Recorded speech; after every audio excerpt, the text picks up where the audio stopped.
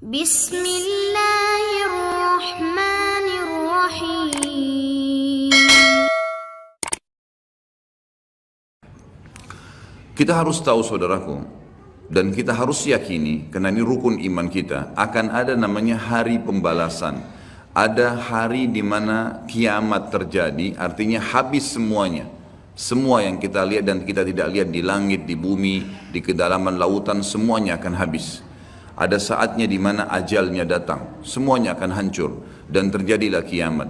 Dan itulah proses pindahnya manusia dan jin kepada alam akhirat, di mana mereka akan hidup abadi di sana dan mereka akan menikmati hasil perbuatannya kalau baik dan mereka akan dihukum kalau hasilnya buruk. Kiamat ini akan terjadi bila diikuti dengan beberapa tanda-tanda sebelumnya, baik tanda-tanda kecil ataupun tanda-tanda besar.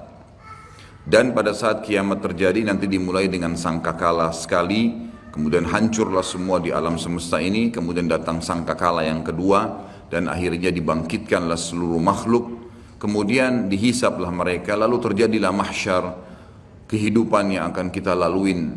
Allahu a'lam berapa lama di sana, menunggu timbangan amal seluruh manusia, miliaran jumlahnya, dan seluruh jin. Bahkan Ibnu Katsir mengatakan Allah Azza wa Jalla akan menghadiri domba, kenapa dia menanduk domba yang lain. Setelah itu jalanan ditentukan ke surga atau ke neraka, dan tidak ada tempat yang ketiga. Kita harus sadar teman-teman sekalian, penentuan masalah hari kemudian nanti, di mana kita akan mendapatkan cuma surga atau neraka, adalah kehidupan kita sekarang. Ini sekarang Anda masih bisa menghembuskan nafas, masih bisa beraktivitas, masih mudah untuk menangkap mana yang boleh dan mana tidak boleh yang diperintahkan oleh Tuhan kita Allah dan aplikasikan dalam kehidupan sehari-hari. Maka ini penentuan nanti di sana bagaimana, dan tidak ada tempat lain, surga atau neraka. Maka jangan nanti tiba di saat terakhir dihisab di hari kemudian baru kita menyesal. Itu keliru. Orang mukmin harus jeli. Ingat teman-teman, Allah memberikan kepada kita akal fikiran yang jernih, bisa berpikir, bisa menangkap, bisa memilah mana baik, mana buruk. Hati kita juga begitu, punya perasaan yang pekah, tahu mana baik, mana buruk, mana yang disukai, mana yang tidak disukai. Semua itu sebenarnya fasilitas yang Allah berikan tanpa harus menunggu hukuman datang baru mau taubat. Orang mukmin jeli, cerdas. Sabda Nabi SAW, al-mu'minu qayyisul fatin. Orang mukmin itu qayyis, cerdas sekali. Fatin itu pekah, luar biasa. Jadi mereka tuh tahu kalau mereka buat salah, ini salah nih, ditinggalin. Apapun godaannya, dilawan sama dia, karena dia tahu ini haram. Dan dia tahu setiap pelanggaran agama pasti ada konsekuensi hukum. Tidak ada dosa yang dilakukan sekecil apapun tidak ada konsekuensinya. Harus ada. Sekali antum menggibah, jangan heran setelah taubat tiba-tiba kita digibah, pembersihan dosa yang lama. Dulu pernah kita mengambil, membuat nota palsu, mencuri sesuatu. Jangan heran sekarang kalau beli HP baru jatuh hilang, itu biasa. Harus ada konsekuensi pembersihannya. Tidak mungkin tidak ada, mustahil, siapapun itu. Bahkan Nabi SAW sendiri bukan kita karena katakan beliau melakukan dosa karena sudah diampuni. Tapi beliau sendiri mengatakan saya pun diberikan cobaan oleh Allah Subhanahu wa Ta'ala, penyakit yang lebih berat double daripada apa yang diberikan kepada kalian. Apalagi manusia biasa yang penuh dengan dosa seperti kita. Kita akan bahas fase hari kiamat ini teman-teman sekalian dengan tanda-tandanya, kecil dan besar. Kemudian kita akan masuk ke fase kiamatnya. Kemudian kita akan masuk ke, ada bahasan di pasal ke-11 nanti tentang azab dan nikmat kubur. Kemudian nanti kita akan masuk ke fase mahsyar, kemudian surga dan neraka. Ini memang poin yang akan dibahas secara berentetan tentang masalah ini. Saya tidak tahu yang lalu sudah pernah saya jelasin pasal ini atau belum? Belum ya? Saya akan bacakan pasal ke-10. Beriman kepada hari kemudian, hari pembalasan, hari kebangkitan dan seterusnya. Namanya ada banyak sekali. Seorang muslim beriman, meyakini dengan hatinya, mengikrarkan dengan lisannya, mengaplikasikan dengan anggota tubuhnya, maksudnya dia lakukan ketaatan supaya selamat di akhirat dan menjauhi pelanggaran agar tidak dihukum. Seorang muslim beriman bahwasanya kehidupan dunia ini mempunyai saat-saat di mana ia akan berakhir, pasti, tidak ada keraguan di situ, dan mempunyai hari terakhir yang tidak ada hari sesudahnya. Lalu datang kemudian kehidupan berikutnya untuk kehidupan akhirat. Pada saat itu Allah Azza wa Jalla membangkitkan kembali segenap makhluk dan menghimpun mereka semua untuk diadakan perhitungan atau hisab. di mana orang-orang saleh diberi balasan kenikmatan abadi dalam surga, sedangkan orang-orang yang durhaka atau penuh dengan dosa diganjar dengan azab dan siksaan menghinakan di dalam api neraka. Na'udzubika minan nar. Ia juga beriman bahwasanya hari akhirat ini didahului oleh tanda-tanda kiamat, seperti munculnya Dajjal, Ya'juj Ma'juj, turunnya Nabi Isa alaihissalam dari langit, keluarnya binatang melata yang dapat berbicara, terbitnya matahari dari tempat terbenamnya sebelah barat, dan tanda-tanda lainnya. Kemudian sangkakala atau trompet raksasa ditiup satu kali untuk kematian dan kebinasaan, lalu tiupan berikutnya untuk kebangkitan dan hidup kembali serta menghadap kepada Rabbul Izza, Allahu Azza wa Jal. Kemudian penyerahan kitab-kitab catatan amal masing-masing, maka ada yang menerima kitab catatan amalnya dengan tangan kanannya dan pasti dia selamat, dan ada pula yang mengambilnya dengan tangan kirinya yang pasti dia akan celaka. Setelah itu disediakanlah mizan, timbangan amal, dan perhitungan amal atau hisab pun dilaksanakan. Lalu jembatan terbentang di atas neraka menuju surga. Dipancangkan hingga berakhirnya proses agung tersebut dengan menetapnya semua penghuni surga di surga dan penghuni neraka di neraka. Iman yang demikian itu diyakini karena dalil-dalil nakli dan akli berikut ini.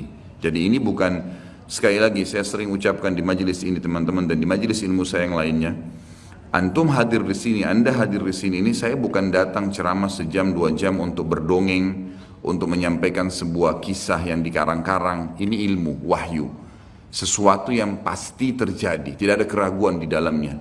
Jadi apapun yang disampaikan itu bukan hanya sekedar untuk didengar telinga kanan keluar telinga kiri. Ini jadi prinsip hidup, memang harus dipegangi. Karena itu fungsi daripada majelis ilmu, kita mengambil wahyu, mengubah hidup kita menjadi lebih baik dari sebelumnya, lebih mengenal Allah, lebih takut akan azabnya, lebih tamak terhadap rahmatnya, lalu kemudian kita memang meninggal dalam kondisi baik. Itu yang dimaksudkan. Jadi kalau antum hadir di majelis ilmu tidak bisa mengubah orang menjadi lebih baik dari sebelumnya, lebih bertakwa kepada Allah, lebih takut terhadap azab-azab karena berbuat pelanggaran, percuma saja hadir. Harusnya memang bisa mengubah. Makanya fahami setiap ustadz yang datang, antum hadir di majelis ilmu manapun, target dia berbicara itu bukan seremoni, bukan menyampaikan, bukan penyanyi, bukan pelawak yang datang hanya sekedar menyampaikan untuk menghibur orang kemudian terima fulus atau duit untuk itu, sama sekali. Setiap dai kalau dia ikhlas kepada Allah bukan itu targetnya. Tapi bagaimana dia bisa memberikan pemahaman kepada orang-orang yang akhirnya menjadi target amal jariah dia pada hari kiamat nanti, agar mereka faham terhadap hukum Allah dan mereka aplikasikan itu. Dan mereka bangga untuk menjadi pegawai-pegawai tanda kutip Allah pencipta langit dan bumi ini.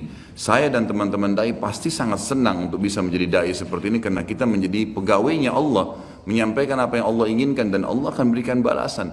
Antum pun merasa bangga sebenarnya karena berhasil memahami apa yang Tuhan kita inginkan dan selamat gara-gara itu. Itulah sebabnya kenapa Nabi SAW sholat sampai kakinya pecah-pecah. Dan Aisyah akhirnya hampir meneteskan air mata berkata, ya Rasulullah, bukankah dosa anda sudah diampuni yang lalu dan yang akan datang, belum dikerjakan sudah diampuni? Jawaban Nabi SAW sederhana, afala akunu abdan syakura, tidak layakkah saya menjadi orang yang bersyukur karena saya bisa diberikan petunjuk dan akhirnya saya bisa mengetahui mana boleh dan mana tidak boleh. Itu sebuah karunia yang sangat luar biasa bobotnya. Jadi jangan sampai apa yang kita sampaikan ini hanya sekedar kenangan, hanya sekedar sebuah informasi yang seperti hal yang lewat seperti baca koran, bukan teman-teman. Dalil-dalil yang kita bacakan ini sesuatu yang pasti, wahyu, tidak ada keraguan di dalamnya. Yang pertama, tentang adanya kiamat, pasti berakhir semua kehidupan ini. Adanya berita dari Allah Subhanahu wa taala tentang hal tersebut sebagaimana kekal dalam firman-Nya dalam surah Ar-Rahman ayat 26 dan 27. A'udzu billahi minasyaitonir rajim. Kullu man 'alaiha fan wa yabqa wajhu rabbika dzul jalali wal ikram. Semua yang ada di bumi ini akan binasa, tidak terkecuali hancur, dan tetap kekal wajah Rabbmu yang mempunyai kebesaran dan kemuliaan. Firman Allah yang lain juga menjelaskan surah Al-Anbiya ayat 34 sampai 35. A'udzu billahi minasyaitonir rajim wa ma ja'alna li basharin min qablikal khulda afa in mitta fahumul khalidun kullu nafsin dha'iqatul maut wa nabluukum bisyarri wal khairi fitnah wa ilaina turja'un. Kami tidak menjadikan hidup abadi bagi seorang manusia pun sebelum kau, hai Muhammad. Jadi semuanya mati. Dari Adam pun manusia pertama sudah melalui proses kematian menuju ke alam akhirat itu. Maka jikalau kau mati, apakah mereka akan kekal? Ada orang-orang yang menolak ajaranmu itu akan bisa kekal? Maka tanda tanya, tiap-tiap yang berjiwa akan merasakan mati. Kami akan menguji kamu dengan keburukan dan kebaikan sebagai cobaan yang sebenar-benarnya. Artinya mengikuti kebenaran, kebaikan, patuh, dia akan selamat masuk surga. Itu cobaan, gitu kan? Dia berhasil lolos. Ada orang yang tidak berhasil, tetap dirumus dalam hal-hal yang dilanggar. Tapi Allah berusaha menariknya dengan peringatan-peringatan. Rasa takut, rasa penyesalan, rasa khawatir, dipermalukan oleh orang-orang di sekitarnya. Sampai puncaknya kalau tidak mau Allah tutup dengan su'ul khatimah, dengan tabrakan, dengan penyakit parah. Karena memang sudah tidak mau menyadari tentang peringatan Allah. Dan hanya kepada kamilah kalian pasti dikembalikan. Ini jelas firman Allah subhanahu wa ta'ala. Surah Taghabun ayat 7. A'udzu billahi minasyaitonir rajim. Za'ama alladhina kafaru allan yub'atsu. Qul bala wa rabbi latub'atsunna thumma latunabba'unna bima 'amiltum wa dzalika 'ala Allahi yasir. Orang-orang yang kafir mengatakan bahwasanya mereka sekali-kali tidak akan dibangkitkan lagi. Tidak ada hari kiamat, tidak ada hari hisab. Katakanlah hai Muhammad dengan jelas dan tegas, tidak demikian demi Rabbku, demi Allah, demi Tuhanku.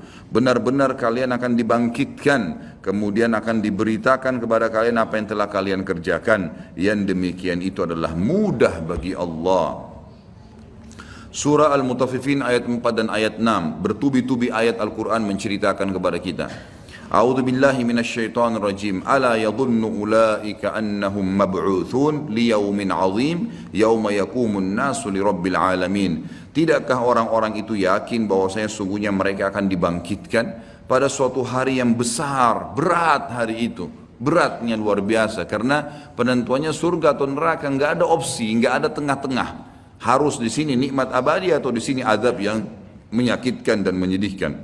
Yaitu hari ketika manusia berdiri menghadap Rabb alam semesta. Juga Asy-Syura ayat 7. A'udzu billahi minasyaitonir rajim. Wa kadzalika auhayna ilaika Qur'anan Arabiyyan litunzira ummal qura wa man hawlaha wa tunzira yaumal jam'i la raiba fihi fariqun fil jannati wa fariqun fis sa'ir. Demikianlah kami wahyukan kepadamu Al-Quran dalam bahasa Arab, hai Muhammad, supaya kamu memberikan peringatan kepada Ummul Qura, penduduk Mekah, dan penduduk negeri-negeri sekelilingnya, seluruh dunia, serta memberi peringatan pula tentang hari berkumpulnya manusia atau hari kiamat yang tidak ada keraguan padanya. Segolongan pasti pada saat itu akan masuk ke dalam surga, dan segolongan lagi pasti masuk ke dalam neraka. Tidak ada pilihan yang lain. Sekarang penentuannya teman-teman, hati-hati. Jangan pernah terpengaruh dengan lisannya orang-orang di sekitar kita. Pujian dia, hinaan dia, cacian dia hanya sepanjang lidahnya. Kamu alim ya, kamu hebat ya, kamu gagah ya, kamu kaya lah. Itu hanya sepanjang lidah. Jangan itu membuat kita lalai, nggak ada gunanya sama sekali. Atau bahkan mungkin dia menghardik dengan kata-kata yang tidak baik, mencaci maki. Allah mengajarkan, kalau ada orang seperti ini, wa idza khatabahumul jahiluna qalu salama. Kalau orang bodoh mengajak bertengkar, tinggalkan saja kata Allah, enggak usah dilayani. Enggak ada waktu untuk menyanyiakan waktu kita kepada hal-hal yang tidak ada manfaatnya. Para ulama salaf kita memaksimalkan waktu mereka per detiknya, dari kegiatan ibadah ke ibadah apalagi, terus begitu. Sampai seseorang di antara mereka berharap tidak ngantuk malam hari supaya bisa beribadah semalam suntuk. Karena tahu ini akan terjadi hal-hal yang akan besar nantinya. Para sahabat Abu Darda, Abu Hurairah dan sahabat-sahabat Nabi yang lain semuanya, mereka sering menangis tiba-tiba tanpa sebab. Lalu ditanya oleh orang-orang sekitarnya dari para tabi'in, ada apa? Anda ini menangis, bukankah Anda sahabat Rasulullah? Maka jawaban mereka, sungguh bekal kami sangat sedikit, perjalanan masih panjang, tidak ada jaminan amal kami sudah diterima, walaupun kami sudah melakukannya. Mungkin ya, ada kekurangan-kekurangan dalam amal tersebut. Kita tidak pernah tahu, dari khayalan sholat, dari ini, dari itu, dari riya, dan seterusnya. Ini berbahaya. Kalau para sahabat bisa khawatir begitu, bagaimana dengan kita teman-teman sekalian? Harusnya kita lebih jeli dan lebih hati-hati lagi. Alhamdulillah dengan kemahamurahannya Allah, Allah memberikan fasilitas yang namanya taubat, mudah sekali dilakukan. Tinggal mau meninggalkan perbuatan salah, jadi orang baik-baik, itu saja.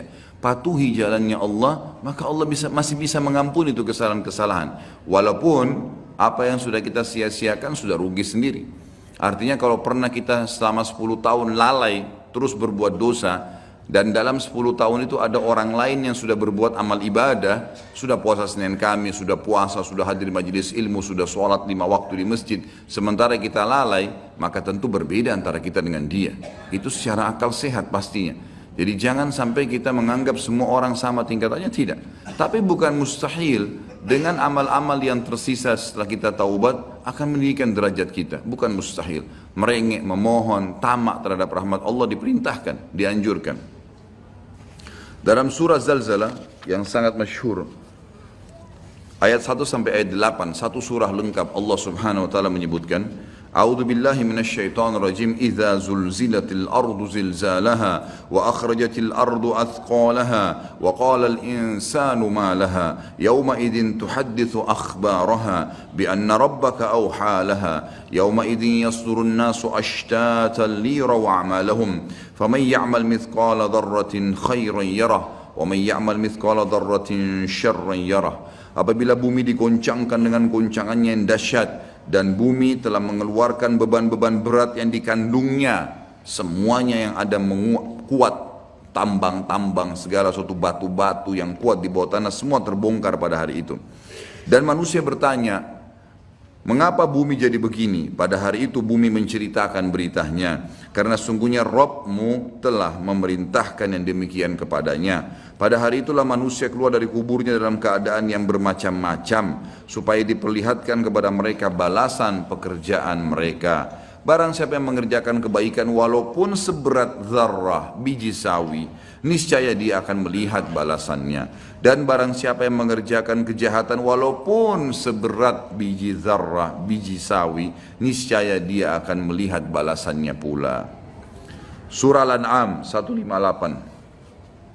A'udzu billahi minasyaitonir rajim. Hal yanzuruna illa an ta'tiyahumul malaikatu aw ya'tiya rabbuka aw ya'tiya ba'du ayati rabbik yawma ya'ti ba'du ayati rabbika la yanfa'u nafsan imanuha lam takun amanat min qablu aw kasabat fi imaniha khaira. Al-ayah. Yang mereka nanti-nanti, kapan mau taubat nih? Kapan yang kafir itu mau beriman kepada Allah? Yang mereka nanti-nanti tidak lain hanyalah kedatangan malaikat kepada mereka untuk mencabut nyawa mereka. Tidak ada yang lain. Berarti keras kepala, nggak mau taubat, nggak mau baik, nggak mau berubah, nggak mau meninggalkan dosa-dosa. Kalau gitu tunggu aja malaikat mau datang. Atau kedatangan Rabbmu, atau pada hari kiamat lebih dahsyat lagi. Atau kedatangan sebagian tanda-tanda Rabbmu. Ya, tanda-tanda sebelum terjadi hari kiamat. Pada hari datangnya sebagian tanda-tanda Rabbmu, tidaklah bermanfaat lagi iman seseorang bagi dirinya sendiri yang belum beriman sebelum itu, atau dia belum mengusahakan kebaikan dalam masa imannya.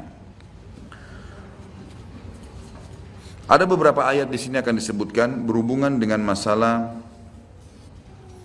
prosesi terjadinya kiamat dan tanda-tanda. Cuma dalam buku Minhajul Muslim, Syekh Abu Bakar rahimahullah, beliau menggabungkan semuanya, jadi bercampur baur dalil.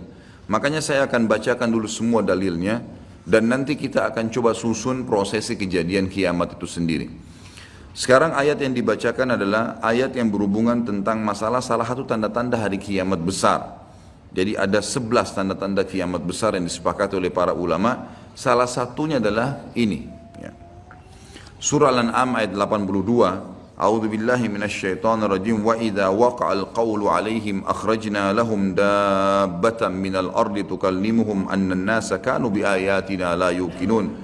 Apabila perkataan telah jatuh atas mereka, kami keluarkan sejenis binatang melata dari bumi yang akan mengatakan kepada mereka bahwa sungguhnya manusia dahulu tidak yakin kepada ayat-ayat kami. Sampai sini saya tahan dulu dan kita akan jelaskan 10 atau 11 tanda-tanda kiamat itu. Bagi teman-teman yang memegang bukunya bisa melihat di halaman 86. Saya akan bacakan hadisnya. Hadis ini riwayat Imam Muslim nomor 2901. Jadi tanda-tanda kiamat itu ada besar ada kecil. Tentu kalau tanda-tanda kiamat kecil banyak sekali, banyak sekali. Di antaranya hadis riwayat Muslimnya juga yang berbunyi, kata Nabi SAW, tidak akan terjadi kiamat sampai aku diutus menjadi Nabi. Hitunglah 6 tanda-tanda kiamat, ini kecil. Lahirnya aku, diutusnya aku, dan meninggalnya aku. Berarti sudah ada 3 dan sudah terjadi. Kemudian akan tersebarnya ya, penyakit taun, dan ini sudah terjadi zaman Umar radhiyallahu anhu. Terbebasnya Palestina di zaman Umar radhiyallahu anhu, gitu kan. Kemudian pembebasan negeri Persia terjadi di zaman Umar radhiyallahu anhu. Berkumpul semua itu. Jadi 6 tanda-tanda ini sudah kelihatan semuanya. Tanda-tanda kiamat yang kecil sudah terjadi, ada yang sedang terjadi sekarang dan ada yang belum terjadi. Kalau yang sedang terjadi seperti misalnya hadis Nabi SAW yang berbunyi, tidak akan terjadi kiamat sampai orang-orang mengganti nama-nama minuman keras dengan nama-nama lain. Contoh, seperti sekarang misalnya menggantinya dengan istilah-istilah lain. Ya nama inilah, ya merek itulah, ya cuman sekian 5% alkoholnya dan seterusnya. Hadis yang lain, tidak akan terjadi kiamat sampai zina tersebar, dianggap biasa, dan juga banyaknya laki-laki yang menyerupai perempuan, dan juga minuman keras dianggap sebagai minuman yang biasa. Hadis sahih semuanya. Jadi ini semua kita lihat depan mata kita sedang terjadi, ya sedang terjadi. Kemudian yang belum terjadi itu seperti misalnya kalau tanda-tanda kiamat kecil terakhir sekali namanya Malhamah Kubra, peperangan besar antara kaum muslimin dengan orang-orang Nasrani. Yang ini disebutkan panjang lebar dalam hadis Bukhari lebih dari 3 lembar kalau tidak salah. Hadis ini berbunyi, kata Nabi SAW, kalian akan bersatu dengan Bani Asfar. Bani Asfar ini sebenarnya lebih tepatnya orang-orang Rum, ya, orang-orang Nasrani. Mereka akan bersatu, kalian akan bersatu dengan mereka untuk memerangi satu kaum, tapi tidak disebutkan kaum ini siapa. Yang jelas kita akan bersatu satu waktu dengan kelompok-kelompok Nasrani ini, kemudian kita bersatu memerangi satu kaum. Allahu a'lam siapa mereka. Sebagian ulama berijtihad mengatakan komunis, ada yang mengatakan kapitalis, dan segala macam istilah, tapi kita beriman bahwasanya itu akan terjadi. Ringkas cerita, kalian akan memenangkan peperangan, pasukan tahaluf ini, sekutu ini akan menang. Kemudian setelah itu bubarlah semua pasukan dan tersisa pasukan di negeri Syam, Dan dari hadis ini juga ulama sekarang mengatakan kasus Syria ini akan berakhir dengan sendirinya, karena memang hadis ini menjelaskan adanya ketentraman di negeri Syam, ya, sebelum terjadi tanda-tanda kiamat besar. Pada saat itu pasukan muslimin, ya, sedang pulang ke negeri Syam bersama dengan pasukan Bani Asfar ini, ya, suku yang dikatakan dari bangsa Romawi. Kemudian mereka mengangkat bendera salib sambil mengayunkan dan mengatakan, kamilah yang telah memenangkan peperangan ini. Maksudnya kekuatan Nasrani. Maka yang muslim sempat, teman-teman mereka mengatakan, ini kan kita sekutu, bagaimana caranya kalian mengaku ya memenangkan sendiri. Terjadi cekcok di antara mereka. Lalu kata Nabi SAW, akhirnya segelintir muslimin yang ada di situ Allah karuniakan mereka mati syahid, terbunuh semua. Lalu hari kedua beberapa muslimin bersatu untuk ya berperang, dan mereka juga dikaruniakan Allah mati syahid. Hari ketiga berkumpul lagi muslimin untuk mereka berpegang pada satu kesepakatan untuk tidak akan membiarkan bahwasanya orang-orang Nasrani menganggap menang sendiri. Maka akhirnya hari ketiga pun mereka diikram oleh Allah, dikaruniakan syahadah, mati syahid. Nanti hari keempat barulah berkumpul seluruh muslimin dari seluruh penjuru bumi. Lalu terjadilah perang besar antara kalian dengan Bani Ahmar, dan mereka dibawa naungan 80 bendera. Sebagian ulama hadis mengatakan mereka dibawa 80 negara. Jadi perang besar-besaran. Dan di dalam kegiatan orang-orang Nasrani, di sebagian pastor dan pendeta, mereka menamakan akan terjadi nanti perang salib besar, puncak daripada penentuan siapa yang menang dan siapa yang kalah. Kita sebagai orang muslim bukan sedang memicu emosi untuk mempersiapkan diri, tapi memang ini hadis Nabi SAW, wahyu yang menyampaikan kita akan berperang melawan mereka, dan ini perang besar-besaran seluruh dunia akan terjadi.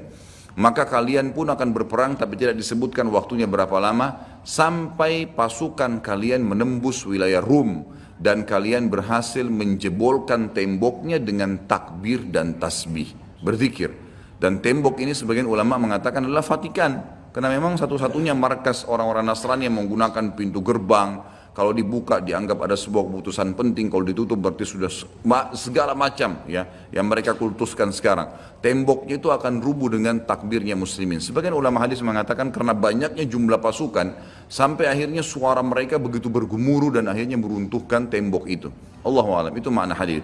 Kemudian pada saat itulah syaitan, iblis menjelma jadi manusia lalu teriak di tengah-tengah pasukan muslimin berkata, wahai muslimin, Dajjal sudah keluar di tengah-tengah kalian. Dajjal sudah keluar di tengah-tengah kalian. Maka teriakan ini membuat pasukan muslimin, mereka tahu benar pada saat itu hadis Nabi SAW yang berbunyi, diriwayatkan Imam Bukhari Muslim, kalau kalian dengarkan Dajjal keluar di satu lokasi, maka selamatkanlah diri kalian walaupun ke gunung-gunung, gitu kan. Janganlah seseorang dari kalian berkata imannya kuat lalu dia sengaja menemui Dajjal, akhirnya dia menjadi pengikutnya.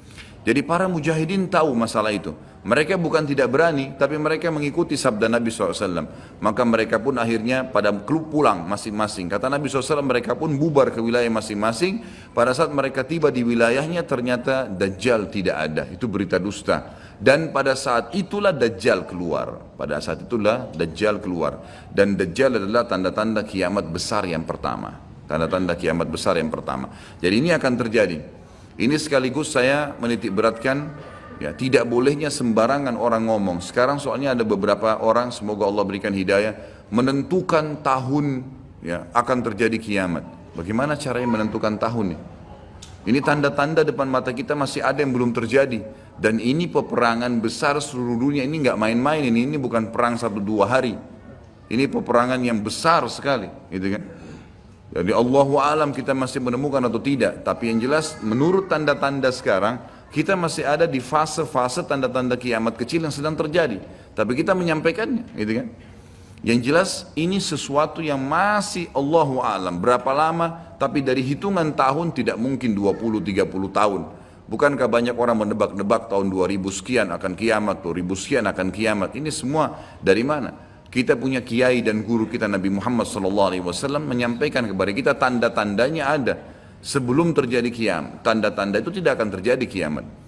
Kemudian kita akan masuk menjelaskan teman-teman sekalian tanda-tanda kiamat besar.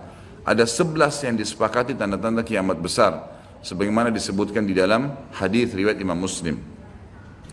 Yang pertama adalah keluarnya Dajjal. Dan Dajjal ini diambil dari kata-kata Dajjala yang berarti kekacauan.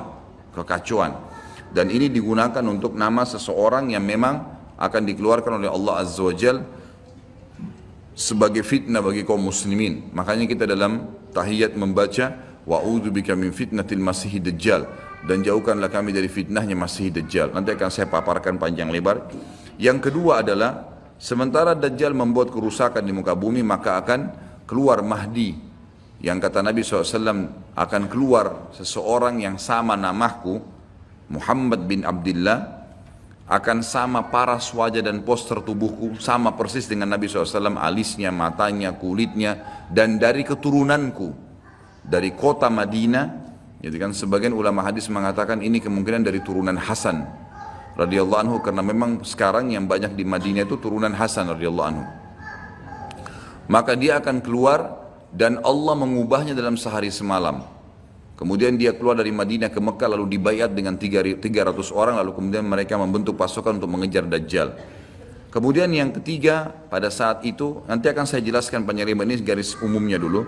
Yang ketiga akan turun Nabi Isa alaihissalam. Pada saat pasukan Mahdi sudah sampai di masjid ya, Menara Putih, dikatakan, dan subhanallah masjid itu kata ulama hadis ada sekarang di Damaskus, di ibu kota Syria. Ada masjid yang disebutkan Menara Putih, dan Nabi SAW sebutkan dengan nama Menara Putih. Nanti mereka akan singgah sholat asar situ, lalu Isa alaihissalam turun.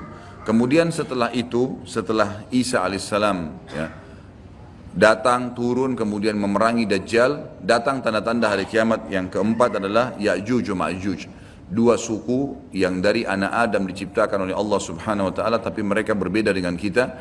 Mereka sangat beringas, memakan semuanya, kala jengking, ular, hewan-hewan, jumlahnya banyak. Bahkan seseorang di antara mereka tahu kalau akan mati kalau seandainya sudah memiliki 1000 orang anak. Dan mereka akan membuat kerusakan, membunuh semua yang ditemui. Kafir, beriman, tidak ada urusan. Selain mereka akan dibunuh. Ini ada ciri-cirinya.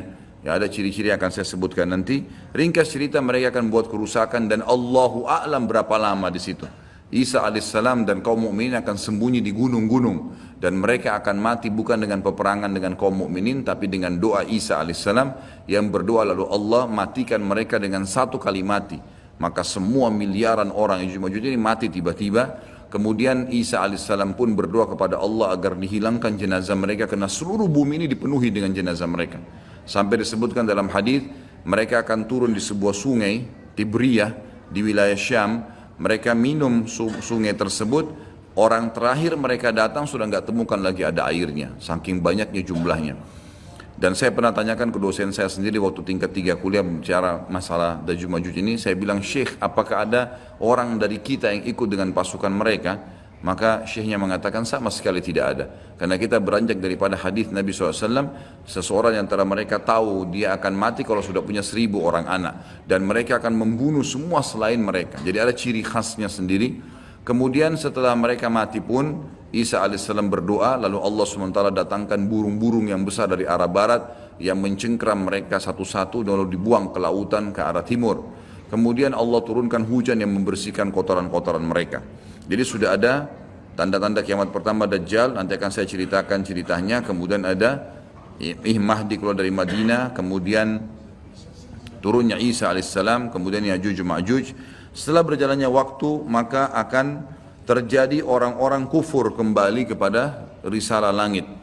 Setelah pada saat itu Isa alaihissalam sudah meninggal dunia, sudah mulai sebenarnya tentram, orang sudah mengenal Allah, tapi dengan berjalannya waktu manusia mulai lalai, mulai lagi kembali menyembah berhala, mereka lagi berbuat zina, mereka melakukan kekacauan. Maka keluar tanda-tanda kiamat besar yang kelima, yaitu keluarnya dabbah atau hewan melata. Yang hewan melata ini akan keluar dari tanah, berbentuk seperti hewan tapi dia bisa berbicara dan dia membawa cap yang dia mencap orang beriman dan orang kafir. Setiap kali mereka buat kesalahan, ya diingatkan oleh dabbah ini, kalau kamu sedang lalai dari jalan Allah, kembalilah. Dan itu tadi yang ayat yang kita bacakan surah An-Naml ayat 82. Kemudian setelah itu datang tanda-tanda kiamat yang keenam. Setelah keluarnya dabbah, maka akan terjadi 6, 7, 8 sekaligus tanda-tanda kiamat ini. Yaitu terjadinya longsor besar di wilayah timur Jazirah Arab. Tepatnya wilayah timur itu Irak, Iran, Afghanistan, Rusia, itu wilayah timur Jazirah Arab. Akan terjadi longsor besar yang tidak bisa lagi ditutup. Dan terjadi juga longsor besar, tanda-tanda kiamat yang ketujuh, itu adalah di Jazirah Arab dan juga terjadi di wilayah baratnya Jazirah Arab, yaitu wilayah Afrika. Dan ini juga akan longsor besar, gitu kan. Kemudian terjadilah tanda-tanda kiamat yang selanjutnya, yang ke berapa? 9, keluarnya api dari wilayah Qa'rul Aden namanya, atau wilayah padang pasirnya wilayah Aden. Aden salah satu kota di Yaman, gitu kan. Dan sekarang ini sudah ada diangkat di YouTube, dicuplikan, dan saya pernah lihat sebagian padang pasir wilayah Aden ini yang disebutkan dengan Qa'rul Aden itu memang tidak ada orang yang tinggal situ karena panasnya, gitu kan. Dan ada wilayah padang pasir yang sempat terbelah dan mereka melihat dan diteliti secara ilmiah di bawah itu ada api yang sangat besar. Jadi ini sudah disebutkan dalam hadis Nabi Sallallahu Alaihi Wasallam. Kemudian selanjutnya akan terbit matahari dari barat sebagaimana dia biasa terbenam dari situ. Ini ada berapa? 10 ya? Berarti ada satu yang tertinggal ya. Iya, keluarnya asap, maaf. Jadi sebelum terjadinya longsor 6, 7, 8 tadi, yang keenamnya itu adalah kelihatannya kabut. Di seluruh muka bumi ini akan terjadi kabut yang menutupi bumi ini, dan semua dunia ini akan melihat kabut itu dalam beberapa waktu. Inilah 11 tanda-tanda kiamat besar. Baik, kita akan rincikan dengan izin Allah satu persatu. Kalau terjadinya atau keluarnya Dajjal, ini disebutkan dalam banyak hadis, banyak sekali, dan ini yang paling banyak diingatkan. Di antaranya hadis Bukhari yang berbunyi, kata Nabi SAW, tidak ada seorang Nabi pun kecuali sudah mengingatkan kaumnya tentang si buta sebelah kanan. Ya. Jadi memang dia cirinya buta sebelah kanan. Dajjal memiliki ciri khas, rambutnya keriting, kemudian kulitnya mendekati hitam, ya. Jadi sawo matang, badannya kekar, kemudian dahinya lebar, ya. Dan orangnya mata kanannya rusak seperti anggur yang sudah rusak. Dan kata Nabi SAW, ingatlah dia akan mengaku sebagai Tuhan dan ketahuilah Tuhan kalian Allah tidak buta sementara dia buta. Kemudian orang-orang pada bertanya, ya Rasulullah, bagaimana bisa orang mengikutinya? Kata Nabi SAW, pada saat itu dunia akan ditimpa kelaparan. Dan Dajjal memiliki bergunung-gunung makanan. Ini bahasa wahyunya begitu. Allahu alam seperti apa, yang jelas dia bergunung-gunung memiliki makanan. Dan dia akan melewati seluruh muka bumi ini. Tidak ada satu tempat pun kecuali dia akan lewati, melainkan akan dilewati kecuali Madinah dan Mekah. Itu yang dia tidak bisa masukin. Dajjal akan membuat kerusakan di muka bumi 40 hari. Satu hari pertama seperti setahun, satu hari kedua seperti sebulan, satu hari ketiganya seperti sepekan, dan sisa harinya seperti hari-hari kalian. Berarti setahun, 2 bulan, 2 pekan. Dan ini kemungkinan kata sebagian ulama, dia akan menggunakan teknologi yang ada sekarang. Karena Nabi SAW mengatakan, akan keluar Dajjal dari wilayah Yahudiyah di Khurasan. Wilayah Yahudi ini subhanallah, sekarang di Iran ada satu perkampungan namanya Yahudiyah, diberikan nama itu, dan mayoritas penduduknya orang Yahudi. Kata Nabi SAW, Dajjal akan keluar dari wilayah Yahudiyah di Khurasan. Khurasan itu Iran, gitu kan? Dan sekarang ini sudah ada, semua ini ada. Tidak mungkin salah sabda Nabi SAW. Dikatakan akan keluar dan diikuti dengan 70.000 orang Yahudi. Dan sebagian ulama hadis mengatakan pada saat itu teknologi sangat canggih seperti sekarang, lebih canggih lagi, gitu kan? Sehingga Dajjal mengelilingi muka bumi ini dengan 1 tahun, 2 bulan, 2 pekan itu sudah kelilingi seluruh dunia. Dan setiap kali kata Nabi SAW dia memasuki sebuah wilayah dan orang-orang beriman padanya, maka wilayah itu akan subur, turun hujan dari langit, perekonomian mereka, ya, perkebunan, peternakan semua akan subur. Dan setiap wilayah yang ditinggalkan oleh Dajjal tidak mau beriman, maka akan susah, hujan tidak turun dari langit, hasil mereka mengurang dan seterusnya. Jadi memang ini sabda Nabi SAW disuruh kita menghindar, bukan melawannya. Dajjal akan terus membuat kerusakan di muka bumi dan banyak sekali pengikut-pengikutnya. Kata sebagian ulama hadis, beritanya akan merambak sangat cepat dan banyak pengikutnya karena menggunakan media. Kemungkinan menggunakan media kayak kita sekarang merambat luar biasa, mudah ditangkap informasinya. Dajjal akan dikenal oleh orang-orang, Jadi orang-orang akan banyak yang tidak beriman sama Allah, yang munafik, semuanya ikut. Termasuk ada yang mengaku Islam tapi munafikin menjadi pengikutnya Dajjal. Ya. Kemudian Dajjal akan keliling terus di muka bumi sampai dia tiba di Madinah. Yang diceritakan kota Madinah. Dan dia tidak bisa memasuki kota Madinah karena di setiap pintu gerbangnya ada malaikat yang menghenduskan pedang. Ada 2 malaikat yang menghenduskan pedang dan menghadangnya. Maka Dajjal pun tidak bisa masuk. Allahu alam bagaimana ini terjadi, tapi ini sabda Nabi SAW. Lalu Dajjal pun mencari gunung tertinggi yang ada di sekitar perbatasan Madinah. Sebagian ulama yang pernah saya tangkap bahasa mereka mengatakan batas Madinah yang paling mudah dijangkau dan masuk adalah Wadi Aqiq. Wadi Aqiq sebuah lembah yang kebetulan dulu berada di depan kampus kami. Jadi di situ dianggap kalau sudah keluar dari situ berarti sudah keluar dari wilayah haram itu sendiri. Allahu alam, ini ijtihad tentunya. Tapi yang jelas Dajjal akan naik ke atas sebuah gunung, kemudian dia berkata kepada para pengikutnya, apakah kalian melihat istana putih itu? Maka mereka semua melihat ke arah Masjid Nabawi. Lalu mereka mengatakan iya. Kata Dajjal, itulah istananya Muhammad yang aku tidak bisa jangkau. Dan subhanallah sekarang Masjid Nabawi warnanya seperti istana putih, gitu kan? Tanpa disadari dengan menggunakan marmer putih besar. Begitu juga dengan perluasannya nanti. Memang kalau dari kejauhan seperti istana yang sangat mewah, gitu kan? Ringkas cerita, Dajjal pun akhirnya sebelum pergi, dia sempat menyentakkan kakinya, kata Nabi SAW, sehingga membuat terjadilah gempa di Madinah dan membuat seluruh orang munafik di Madinah keluar jadi pengikutnya. Terjadi gempa dan hanya tinggal di sana orang-orang beriman. Hanya tertinggal di sana orang-orang beriman. Lalu keluarlah sebelum Dajjal pergi, keluarlah satu anak muda yang kata Nabi SAW orang terbaik pada saat itu. Orang terbaik pada saat, orang yang paling luar biasa imannya. Masih muda di sini ulama mengatakan istilah syab dalam bahasa Arab bisa dari mulai balik 12 tahun sampai 40 tahun. Nanti keluar seorang anak muda yang diistilahkan syab antara umur ini, kemudian keluar dan sempat melihat Dajjal. Maka Dajjal pun mengatakan menangkapnya segera dan mengatakan saya Tuhanmu. Maka orang tersebut mengatakan kau adalah Dajjal yang telah diceritakan oleh Nabi SAW. Karena dalam hadis yang lain dikatakan setiap orang mukmin bisa melihat di dahinya tulisan kafara yang berarti kufur. Dia bisa membaca bahasa Arab atau tidak, tapi dia akan bisa membaca dengan hikmah Allah, matanya orang mukmin bisa melihat itu sehingga dia tahu ini adalah Dajjal. Kemudian Dajjal pun mengambil gergaji dan membelah dua dari kepala sampai kemaluannya sehingga anak muda itu terbelah dua dan Dajjal melewati tengah-tengahnya dan seluruh pengikutnya bersorak-sorak. Lalu Dajjal berkata, bangkitlah, bangkit kembali bersatu. Lalu kata Dajjal, apa kau sudah yakin saya Tuhanmu? Maka Dajjal mengatakan, maka anak muda itu mengatakan, justru saya tambah yakin kau adalah Dajjal. Setelah itu dia berusaha membunuhnya tapi dia tidak mampu lagi. Allah sudah selamatkan. Maka Dajjal pun meninggalkan lokasi tersebut.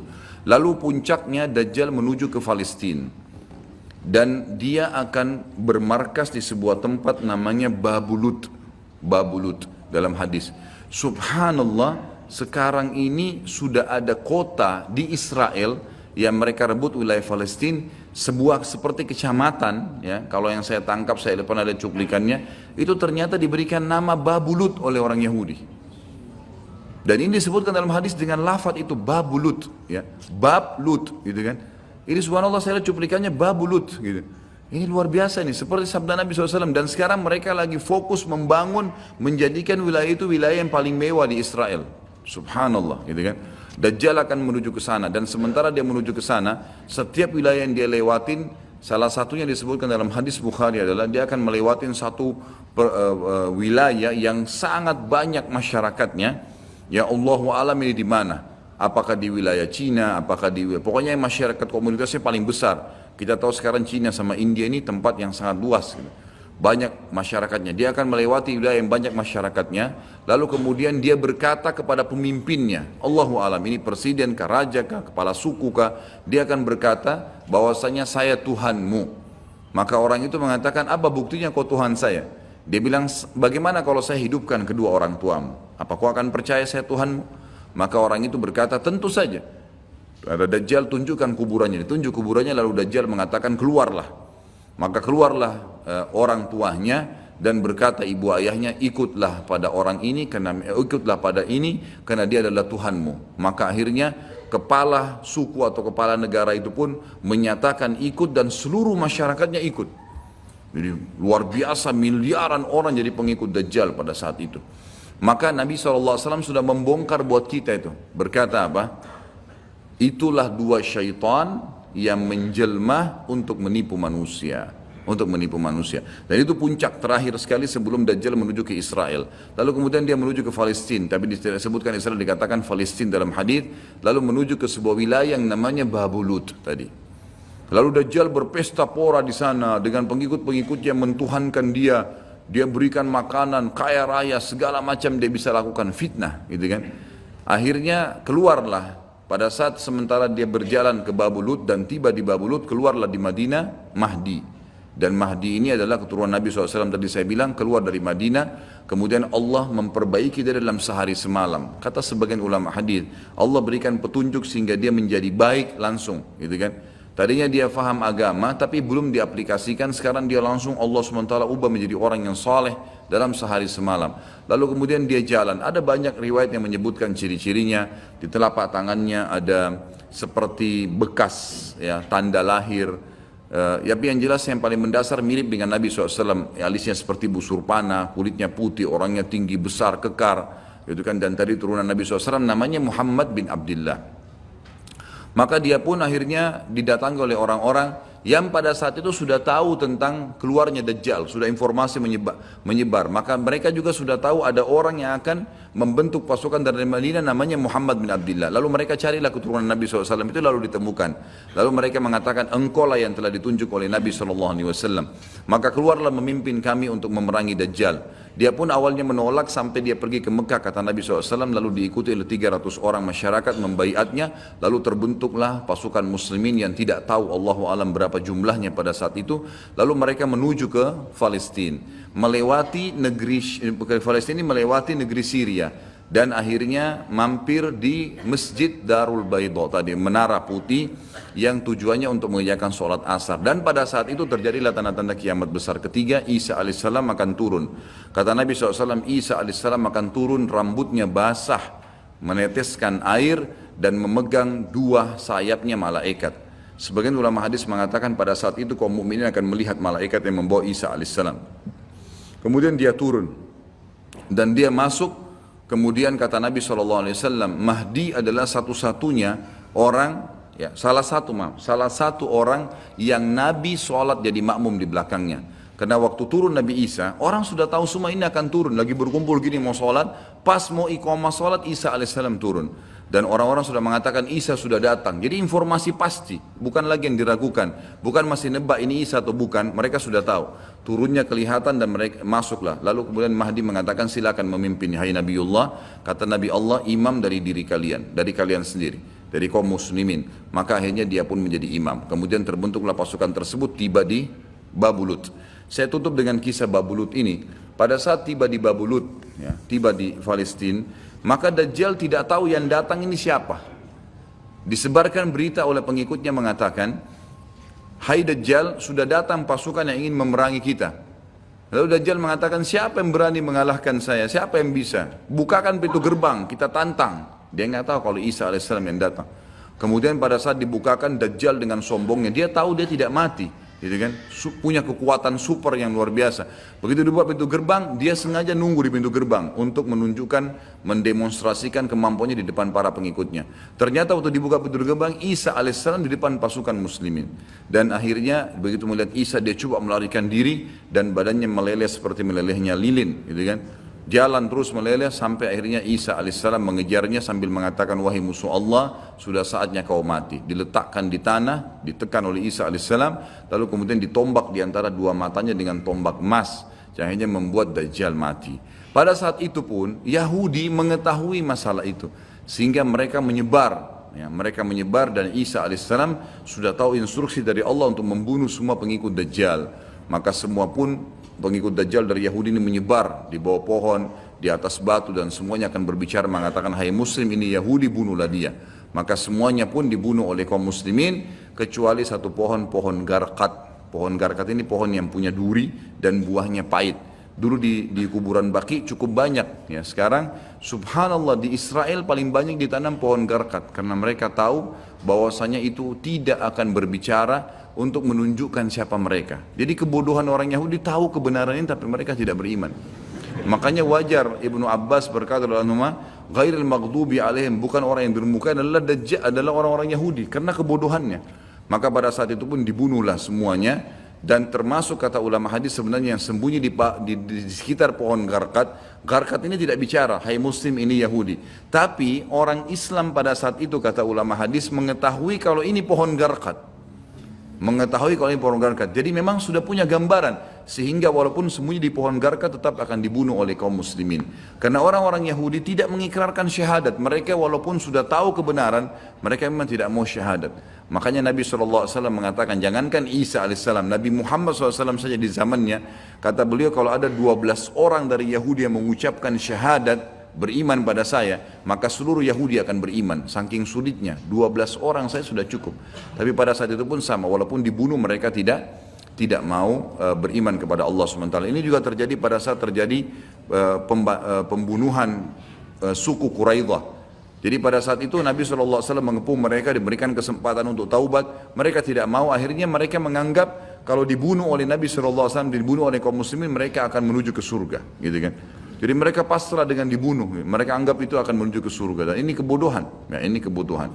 Maka pada saat itu selesailah urusan orang-orang Yahudi ini, dan Isa alaihissalam akan memimpin di muka bumi selama, ada riwayat mengatakan 7 tahun, ada yang mengatakan 40 tahun. Membuat keadilan, dan Isa akan membunuh semua babi, menghancurkan semua salib, dan tidak ada rumah satupun kata Nabi SAW di muka bumi kecuali akan masuk ke dalam Islam, baik dalam keadaan mulia ataupun menolak, terhina. Jadi sudah tidak ada, seluruh muka bumi ini akan jadi Islam pada saat itu. Jadi sampai sini insya Allah bahasan kita akan lanjutkan nanti, pertemuan akan datang, dan silakan kalau ada pertanyaan ditulis di kertas, setelah sholat kita akan bahas. Dan kita akan mulai Ya'juj Ma'juj dan sisa-sisa lainnya nanti kita akan bahas pada pertemuan akan datang. Mungkin begitu. Subhanakallahumma bihamdika asyhadu an la ilaha illa anta astaghfiruka wa atubu ilaik. Wassalamualaikum warahmatullahi wabarakatuh.